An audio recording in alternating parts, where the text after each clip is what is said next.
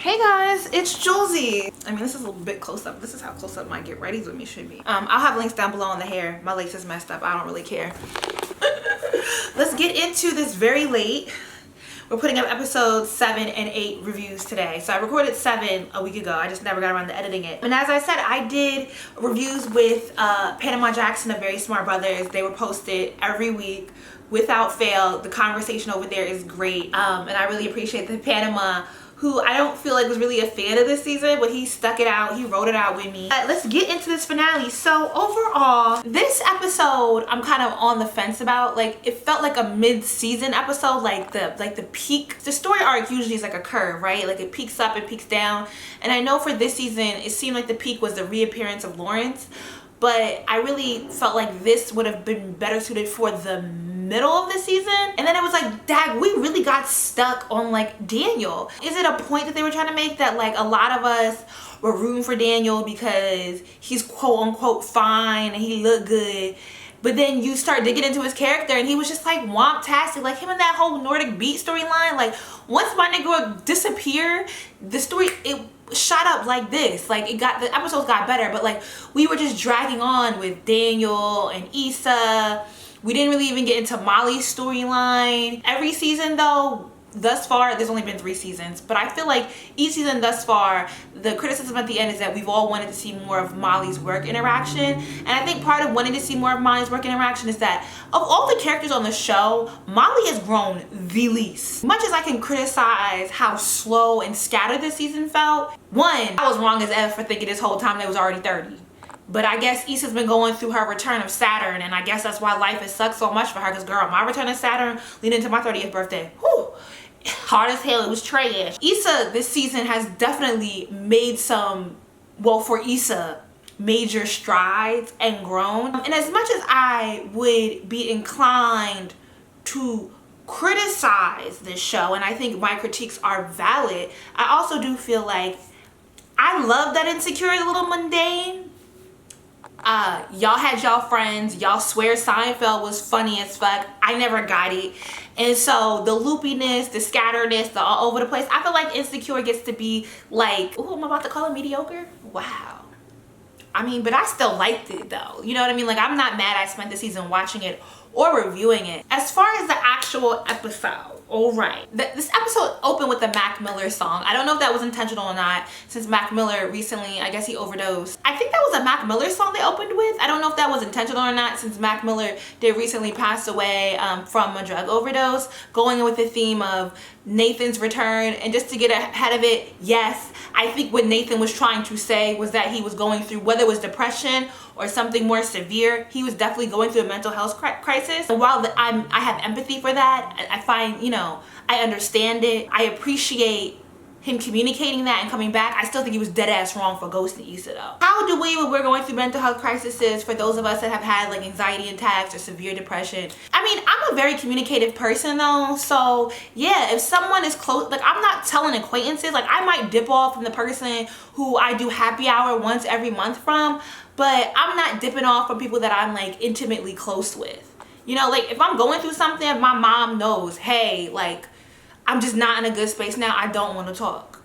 My close friends, if they hit me up, I might go a day or 2 without hitting them back, but I'm not going a whole month just up and disappearing. Like, no, people that care about you will up and file a police report like you're missing. I don't think his reasoning should suggest that Issa needs to forgive him right away. Like, he definitely, if he wants to be back in her life, he definitely needs to prove it and do some work.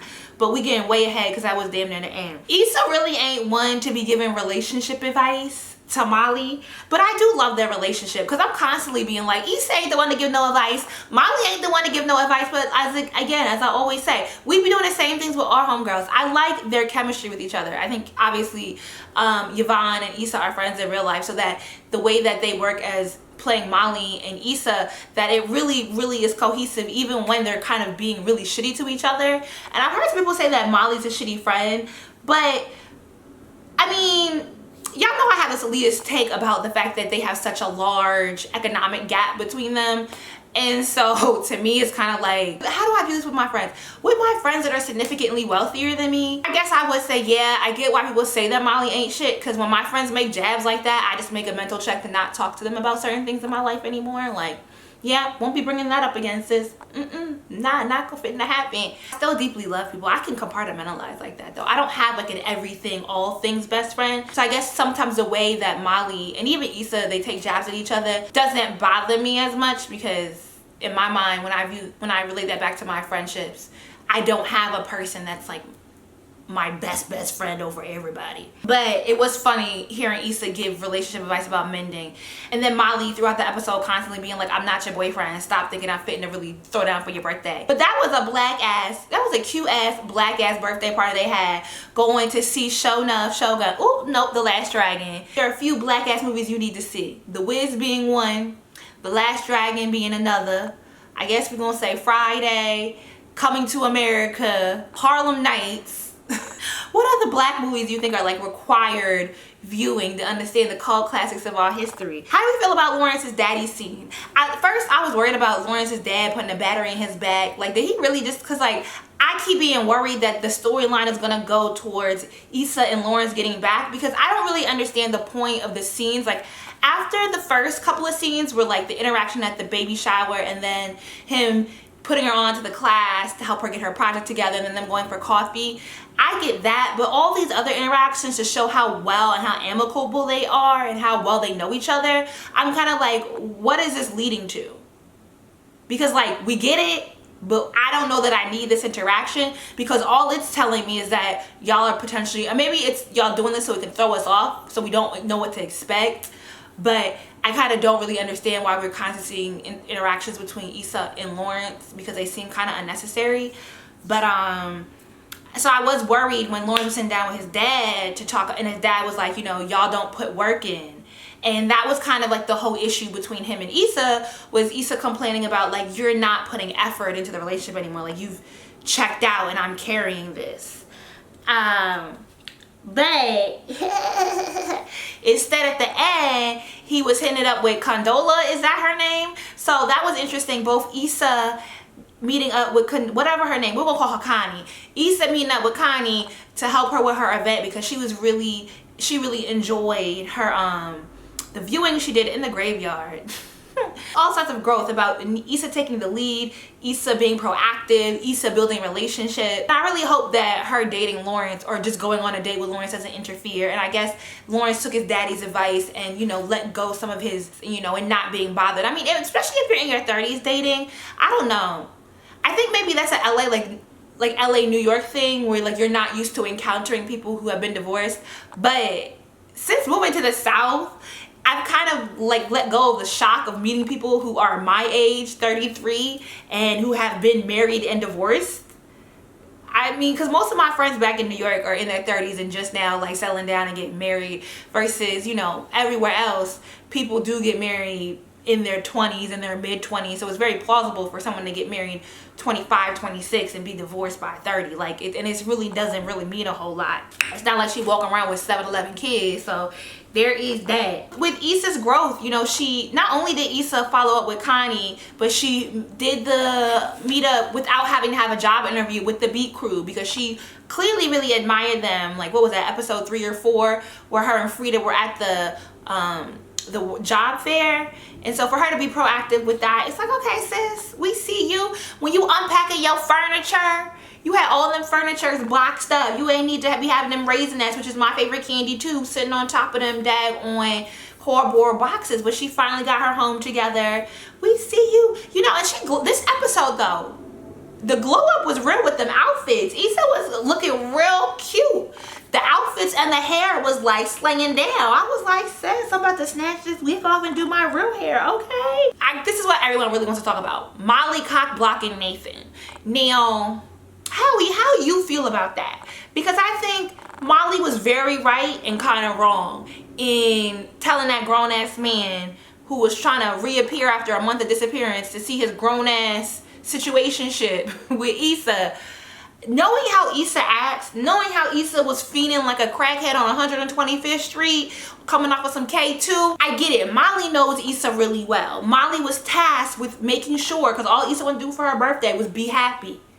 And so as a friend, she took that seriously. And I guess she also was prepared to take the L in how wrong she was for not giving Issa as an adult the chance to do better and be better and make her own decisions. But look, if I spent all day getting your party together, I would be hella pissed.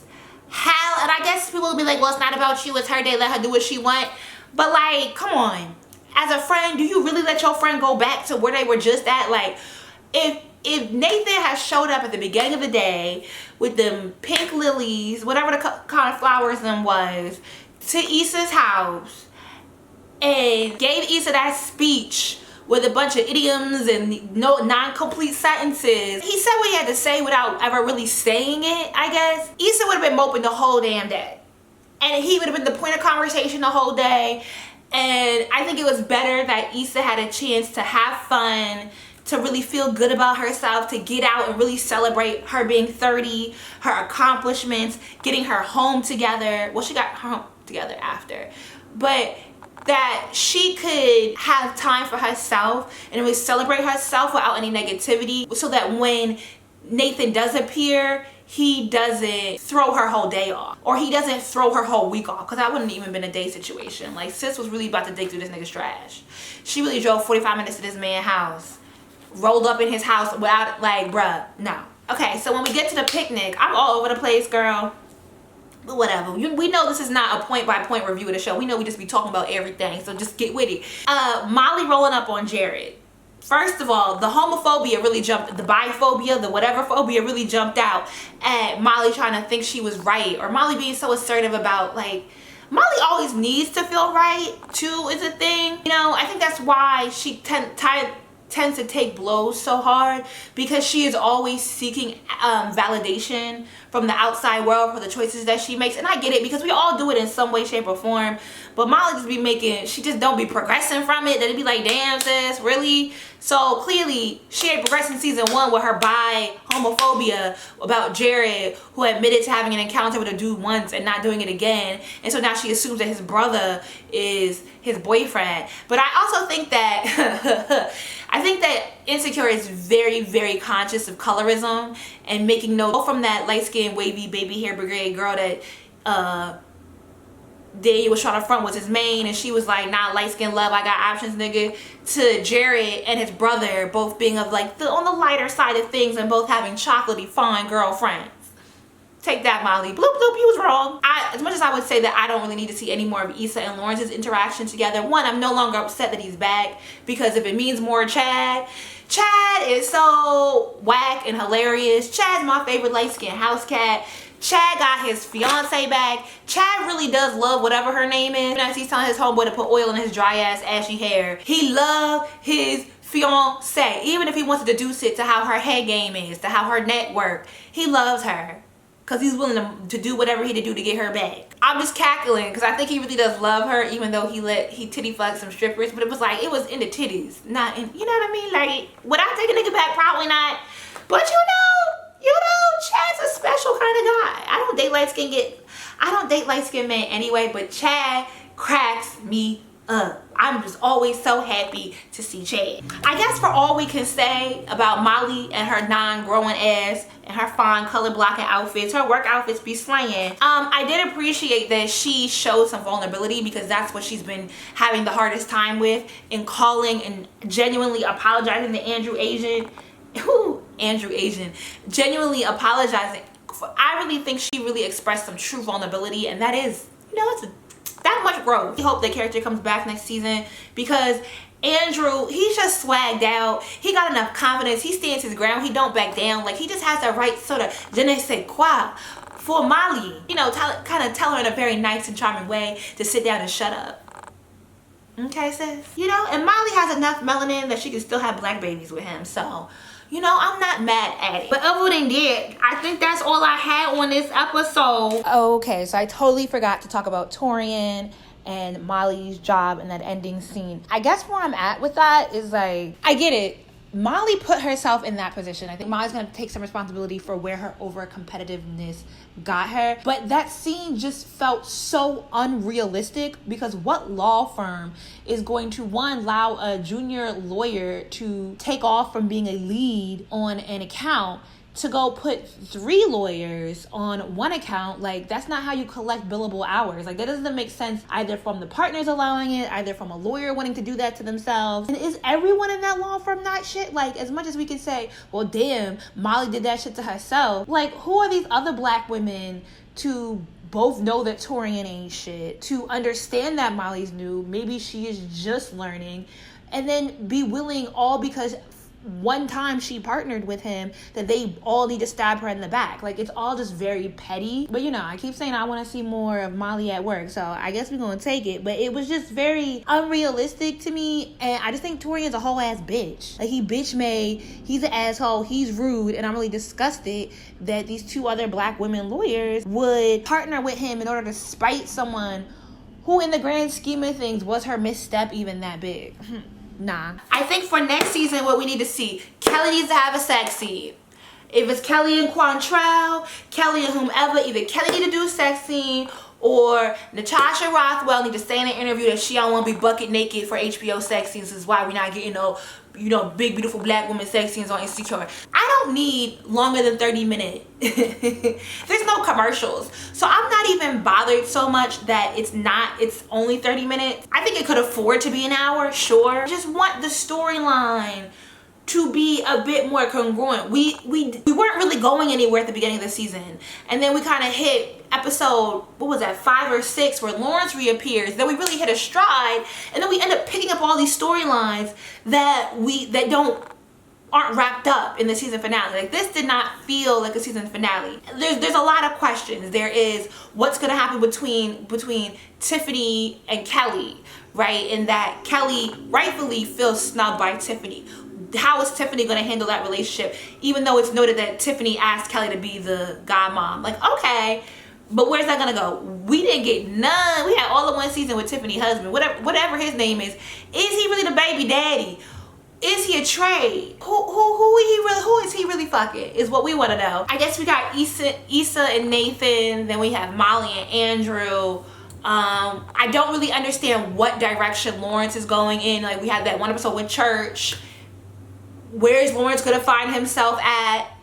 I mean, I guess the only storyline that wrapped up was Chad. Chad lost his fiance, got his fiance back. Boom, boom, black. We that. But other than that, what happened this season? I guess Issa was just a regular ass nigga coming of age, and that, like, real for real. It might have been a little uneventful, and that's how most of our lives go. I guess we'll see where season 4 goes. I hope you enjoyed these reviews. I would say I'm sorry I'm late, but girl, I'm about to unpack. I've unpacked my apartment in a month, and I'm hella happy about that. You got questions about the hair, it'll be down below in the description box. And I hope you in the comments, give me your final review on the season. Let me know what your thoughts was. How would you, in 2 or 3 sentences. Don't be writing whole essays now. I mean, you can if you want to. I might not read it though. But give me your overall critique of this season, and I will catch you later. Deuces!